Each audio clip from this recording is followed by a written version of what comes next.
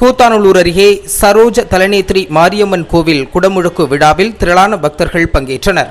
திருவாரூர் மாவட்டம் கூத்தாநல்லூர் வட்டத்திற்குட்பட்ட வடகோவனூர் கிராமத்தில் அமைந்துள்ள மிகவும் பிரசித்தி பெற்ற கோவில் சரோஜ தலநேத்ரி மாரியம்மன் கோவிலாகும்.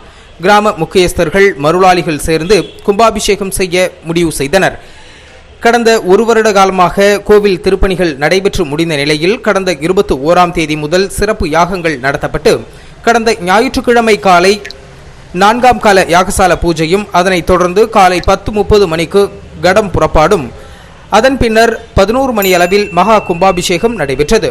விழாவில் வடகோவனூர், தென்கோவனூர், தெற்குப்படுகை, திருராமேஸ்வரம், வாக்கோட்டை, மஞ்சனவாடி, கூத்தாநல்லூர், பண்டுதக்குடி, திருராமேஸ்வரம், சவலக்காரன், கோரையாறு உள்ளிட்ட பகுதிகளைச் சேர்ந்த 2000க்கும் மேற்பட்ட பக்தர்கள் கலந்து கொண்டு சுவாமி தரிசனம் செய்தனர்.